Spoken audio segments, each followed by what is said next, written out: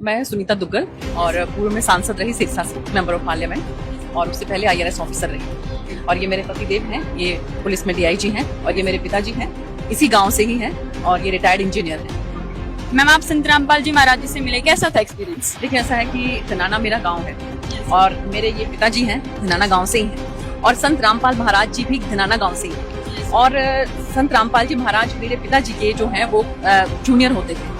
तो एक भाई के जैसा प्यार जो है संत रामपाल जी महाराज और मेरे पिताजी में है, तो इसमें कोई दो राय नहीं कि मैं बेटी की तरह हूँ उनके। तो मैं अपने पिता के साथ अपने जो है एक और धर्म पिता को मिलने के लिए यहाँ पर आई और मुझे बहुत खुशी हुई। और मेरे पति जो है वो भी मेरे साथ आए। तो मेरा गाँव, मेरे पिताजी, मेरे चाचा जी कहेंगे संत रामपाल जी महाराज, उनके दर्शन करके मुझे बहुत अच्छा लगा।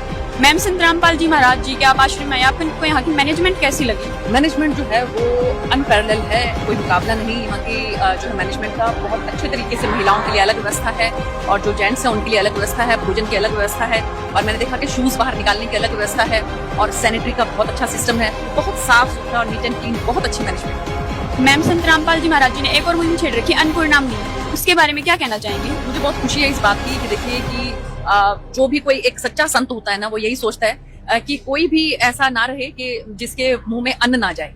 तो ये मुहिम, इतनी अच्छी मुहिम इन्होंने छेड़ी है कि कोई भी, जहाँ कहीं पर भी कोई ऐसा नजर आता है कि जिसको जो भूख से कम कोई ना मरे, तो ऐसे उसमें जहाँ कहीं पर भी नजर आता है तो उसको पूजन करवाया जाता है। तो मुझे बहुत खुशी है इस बात की कि सच में ही जो देखिए संत, हमारे बड़े बड़े संत जो हुए, कबीर जी महाराज हैं, रविदास जी ने कहा था कि ऐसा चाहूँ राज में मिले सभी को अन्न, और छोटे बड़े सब सम बसे रविदास रहे प्रसन्न। तो ये बड़े बड़े संतों की वाणी है, उसको अभी पूरा कर रहे हैं संत रामपाल जी महाराज। मुझे बहुत खुशी है इस बात में। मैम, एक और सवाल जानना चाहेंगे, आप खुद एक एजुकेटेड पर्सन है और नॉर्मली ये कहा जाता है कि आश्रमों में तो अनएजुकेटेड लोग जाते हैं, आप इसके बारे में क्या कहना चाहेंगे? देखिए, ऐसा है कि जो अध्यात्म जो है उसमें चाहे कोई अनपढ़ है चाहे कोई पढ़ा लिखा है, अध्यात्म की भूख तो मुझे लगता है कि हर किसी को ही होती है।